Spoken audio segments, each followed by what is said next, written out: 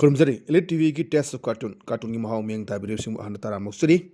ngasi imphal phung pawsi singi cartoon singda cartoonist na kari haining liba kari phongdong liba kari wakhal khalang liba habdu myam da sanong thamjage an lokho jage sanga express ki onthok pani da ba cartoon si yengbiu yam phajaba kana nu yengo nganu ma leire thamban sa le hi da taibi tonge aduga thamban ji thatpagi sinne thamban ji haktatpagi adaida ngasai nganu sina hangi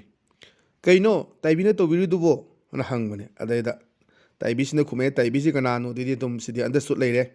ikai khangdaba thambal mayam si maru phuktatke tobuni makhoina ni koi praja mayam wahal lidona si manungda dum athra phumaga chale taibisi kanano akhuna dum khuba kini haibdo mami party pandebida thambal sina kanagi no adum khang leire adaida manipur gi hajik sahi ani hena wasalaba adigi pr amu lakpa sida koi gi cartoonist aiga bbs su khara pelak tabudini magi pendaba wakhalon du maso Pongdorak pen thamjage cartoonist na adani loktak meyai sida latga loktak ne lobu yare ani pukri amda thambal satpagi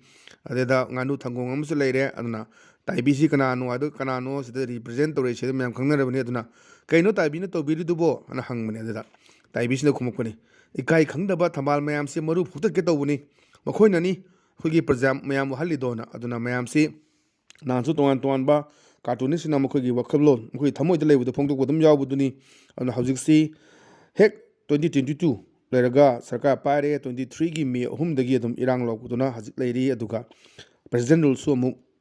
tha taruk ani warakana chahi mani pura oidusi 2022 ki february bo leidoini aduna manipur leire situation sida khoi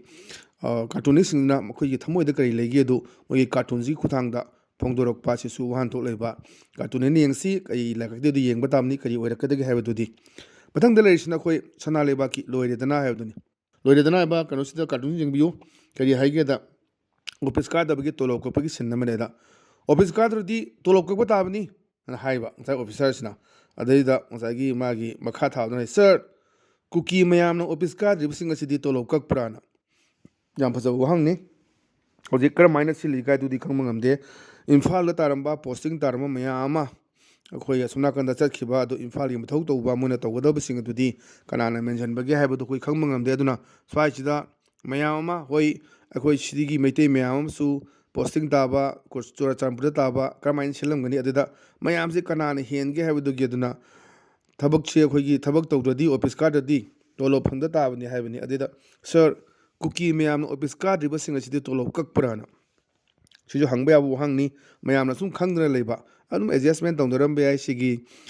cookie taba jaga da leiba somda lakpa duga valley da leibuduna mu mai jaga da hangiba silamba yai ru chapchaba accurate to di khangdaba duda cartoonist na magi ba khalon thamakpadune thamjage bathang da leisina khoi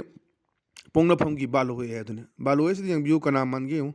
amisa manbam leire manba haidoni ta yetna doini adeda masaigi khoi gi mayam sina khoi gi bikhari gi type ta ara chalaga unabagi mong ni haji fawda ruling gi adugo position ka naam ta unaba phangdri ada changbasini represent tor se manipur siam laira ba tola tarab gi type ta utlaga amisa na mukhaira ga lebagi sinne amisa man basina da kari leire hayo ana haiba kuni adeda highway singsi hangan bangam drise na khoi gi power se moina loina pai khrabo adudi vote le puranu tokpiro na sidaida ngangan bangam bagi poto adugi thongna lingjan su leitaba leire mayam sina si tawdagadi akhoi pulap to ni haibada dum center si khara dum nikkadabni aduna akhoi masen se manadre mana oidradi aina oiduni sem mana oidradi aina oiduni leirambada dum akhoi gi kai haitare yong na tan yen bagi mong do adugi mong da hojik si chahi ama khata ngara kandu da kasu chief minister oiningoi lan manung da major oyo dum yam pamde hainaba ipai pugi parho leibaduni aduna hojik si matam lai selaktre ana February gi tang 12 bokta madugi akhoi kenosi president rule se sangdokhrabani laliba August 13 stage chana ba hogudoribani aduna manipur gi mayol se gadom ugudagi adaning mayam si political observer mayam na thambal si sa khidra sa loidra haibagi wang hangba somna kanda khubang na thambal hektat ki haiba yengbadabni praja sangchi kamain tawi manipur gi namda khanba kana amta leitrabra haiba kari wahogdagi थेंगनबा लाजु होय यामना फाबा खोंथांग अमनी हानगी सिमिस्टर संखंगी बदु अदुंबा खोयगी याम drug की ꯑꯗꯨꯒ ꯎꯃꯪ ꯀꯟꯅꯕꯒꯤ ꯆꯪꯁꯤꯜꯂꯛꯄ ꯌꯥꯝꯅ ꯐꯖꯕ ꯈꯣꯡꯊꯥꯡꯗꯨꯗ ꯃꯔꯛꯇꯨꯗ ꯌꯥꯝ ꯆꯥꯎꯅ ꯀꯔꯕꯥꯔ ꯇꯧꯔꯝꯗꯅ ꯄꯨꯛ ꯄꯔꯤ ꯊꯠꯂꯨꯕ ꯑꯗꯨꯗꯒꯤ ꯊꯧꯅꯔꯛꯄ ꯃꯌꯥꯝꯁꯤꯅ ꯉꯁꯤ ꯁꯤꯒꯤ ꯐꯤꯕꯝꯁꯦ ꯂꯩꯔꯦ ꯑꯗꯨꯅ ꯂꯤꯡꯖꯦꯜ ꯃꯥꯟꯅꯗꯕ ꯑꯄꯨꯟꯕ ꯑꯣꯏꯗꯕ ꯅꯪ ꯑꯣꯏꯔꯁꯨ ꯃꯪꯉꯨꯔꯣ ꯍꯥꯏꯕ ꯑꯗꯨꯒ ꯃꯌꯥꯝ ꯍꯥꯏꯅꯩꯗꯨꯅꯤ ꯀꯨꯀꯤꯅ ꯄꯥꯝꯕ ꯑꯩꯈꯣꯏꯒꯤ ꯄ꯭ꯔꯁꯤꯗꯦꯟ ꯂꯣꯟ ꯊꯝꯃꯨ ꯁꯤ ꯑꯦꯝ ꯂꯧꯊꯣꯛꯑꯦ ꯑꯗꯨꯅ ꯍꯧꯖꯤꯛꯁꯦ ꯌꯥꯝ ꯂꯨꯕ ꯏꯁꯨ ꯑꯃꯁꯨ ꯂꯩꯔꯤ ꯑꯣꯗꯤꯑꯣ ꯀ꯭ꯂꯤꯞꯀꯤ ꯃꯇꯥꯡꯗ ꯑꯗꯨꯅ ꯃꯌꯥꯝꯗꯣ ꯑꯩꯈꯣꯏ ꯌꯦꯡꯕ ꯇꯥꯕꯅꯤ ꯄ꯭ꯔꯁꯤꯗꯦꯟ ꯂꯣꯟꯁꯤꯅ ꯀꯔꯤ ꯇꯧꯒꯗꯒꯦ ꯍꯥꯏꯕꯗꯣ ꯑꯗꯨꯅ ꯁꯤꯗꯁꯤꯅꯤ ꯀꯔꯤ ꯍꯥꯏꯁꯤ ꯂꯥꯛꯀꯥꯟꯗ ꯀꯔꯤ ꯂꯩꯔꯦ ꯍꯥꯏꯌꯨ ꯍꯥꯏꯅ ꯍꯥꯏꯕꯅꯤ ꯑꯗꯨꯗ ꯍꯥꯏꯔꯤꯕꯁꯤꯡꯁꯤ ꯍꯪꯍꯟꯕ ꯉꯝꯗ꯭ꯔꯤꯁꯤ ꯅꯈꯣꯏꯒꯤ ꯄꯋꯥꯔꯁꯦ ꯃꯣꯏꯅ ꯂꯣꯏꯅ ꯄꯥꯏꯈ꯭ꯔꯕꯣ ꯑꯗꯨꯗꯤ ꯚꯣꯠ ꯂꯦꯞꯂꯨꯅ ꯇꯣꯛꯄꯤꯔꯣ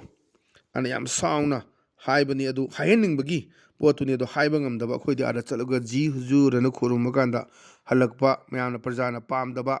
ꯑꯩꯈꯣꯏꯒꯤ ꯃꯃꯥꯡꯗ ꯊꯣꯛꯈꯤꯕ ꯀꯪꯂꯥ ꯎꯇ꯭ꯔꯥ ꯃꯃꯥꯡꯗ ꯁꯥꯍꯦꯕ ꯑꯩꯒꯤ ꯄ꯭ꯔꯖꯥꯅ ꯌꯥꯗꯔꯦꯅꯦ ꯍꯥꯏꯅ ꯑꯉꯧꯕ ꯃꯉꯥꯒꯤ ꯃꯉꯛ ꯀꯦꯟꯈꯤꯕ ꯃꯗꯨꯃꯛ ꯃꯤ ꯍꯥꯠꯁꯦ ꯍꯥꯏꯕ ꯅꯠꯇꯕ ꯄ꯭ꯔꯖꯥꯅ ꯄꯥꯝꯃꯤꯁꯦ ꯈꯤꯇꯪ ꯊꯧꯅꯥ ꯂꯩꯅ ꯏꯇꯤꯡ ꯂꯩꯅ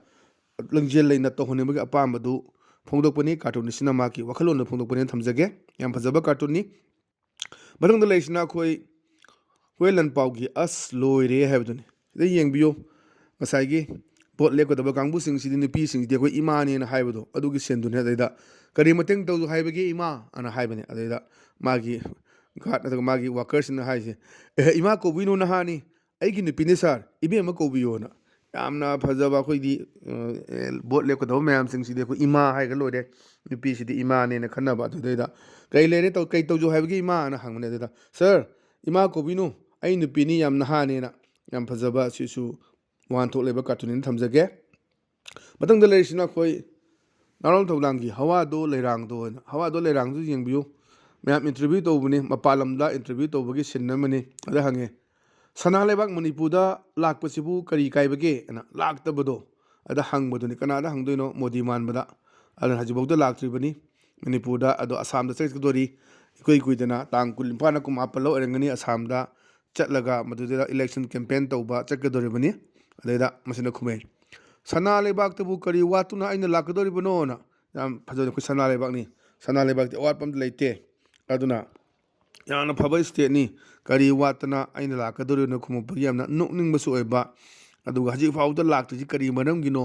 ꯂꯥꯛꯄ ꯁꯨꯡꯌꯥ ꯌꯥꯗꯕ꯭ꯔꯥ ꯖꯥꯠꯂꯥ ꯁꯨꯡꯂꯥꯛ ꯂꯥꯛꯔꯣꯏꯗꯕ ꯖꯥꯠꯂꯥ ꯍꯥꯏꯕꯁꯤ ꯌꯥꯝꯅ ꯑꯆꯧꯕ ꯋꯥꯍꯪ ꯑꯃ ꯑꯣꯏꯔꯤ ꯑꯗꯨꯅ ꯏꯂꯦꯛꯁꯟ 2027 ꯅꯛꯁꯤꯜꯂꯛꯑꯅꯤ ꯑꯗꯗꯤ ꯂꯥꯛꯀꯗꯣꯔꯤꯕ꯭ꯔꯥ ꯊꯝꯕꯥꯜ ꯀꯟꯕ ꯍꯥꯏꯕꯅꯆꯤꯡꯕ ꯃꯌꯥꯝꯁꯤ ꯑꯩꯈꯣꯏ ꯄꯣꯂꯤꯇꯤꯀꯦꯜ ꯑꯣꯕꯖꯥꯔꯚꯔꯁꯤꯡꯒꯤ ꯋꯥꯈꯜ ꯑꯗꯨꯒ ꯋꯥꯈꯜꯂꯣꯟ ꯑꯗꯨꯒ ꯃꯣꯏꯒꯤ ꯀꯩ ꯍꯥꯏꯇꯥꯔꯦ ꯃꯣꯏꯅ ꯈꯟꯖꯕꯗꯨ ꯐꯣꯡꯗꯣꯛꯄ ꯌꯥꯝꯅ ꯐꯖꯕ ꯁꯤꯁꯨ ꯀꯥꯔꯇꯨꯅꯤꯁꯁꯤꯒꯤ ꯌꯥꯝꯅ ꯋꯥꯈꯜ ꯊꯣꯛꯄ ꯑꯗꯨꯝꯕ ꯀꯥꯔꯇꯨꯟꯅꯦꯅ ꯊꯝꯖꯒꯦ ꯃꯊꯪꯗ ꯂꯩꯔꯤꯁꯤꯅ ꯑꯩꯈꯣꯏ ꯄꯤꯄꯜꯁ ꯀ꯭ꯔꯣꯅꯤꯀꯜꯒꯤꯅꯤ ꯄꯤꯄꯜꯁ ꯀ꯭ꯔꯣꯅꯤꯀꯜꯒꯤ ꯃꯣꯠꯂꯤ ꯃꯟꯗꯦꯅ ꯏꯍꯥꯡ ꯍꯥꯡꯒ ꯄꯤꯌꯣꯟꯁꯨ ꯂꯦꯞꯄ ꯂꯩꯔꯦ ꯑꯣꯐꯤꯁꯥꯔꯁꯨ ꯂꯥꯛꯇ꯭ꯔꯦ ꯑꯗꯨꯗ ꯃꯗꯨꯒꯤ ꯁꯤꯟ ꯑꯃꯈꯛ ꯉꯁꯥꯏꯒꯤ ꯀꯥꯔꯇꯨꯅꯤꯁꯅ ꯌꯦꯛꯄꯅꯤ ꯃꯥꯅ ꯍꯥꯏꯔꯦ this is the present scenario of the existing PR government we don't know when it will end and how it's functioning aduna man ulakpani office ki sin ni file mayam paire leire adagi officer su laktre matai da pion leire aduna this is the present scenario haji ori phum ni of the existing president rule government sigi we don't know koi karam kan khang de when it will end karam kan da loige dage and how it is functioning ar kamai to na mathau to rakadage na aduna mamang da khanna kiba president rule matam du da sem kiba Governor Oren Srivastava's matam madu yamang asem khulama mayamdu akhoi ji ude leira konsang khuding loibiu oina kairaga lekhom leina ngaktani leiriba singsi ana Manipur se karam haina oirakadege habagi wakhalon amusu phongdokpa yamna fajaba cartoon ne thamjage ana ngasi gi adumba Elite TV gi test of cartoon gi mahaw matanga solution jere ming tabiri busing bo amukana khurum jawalona kainana be athani jeri pinebirasi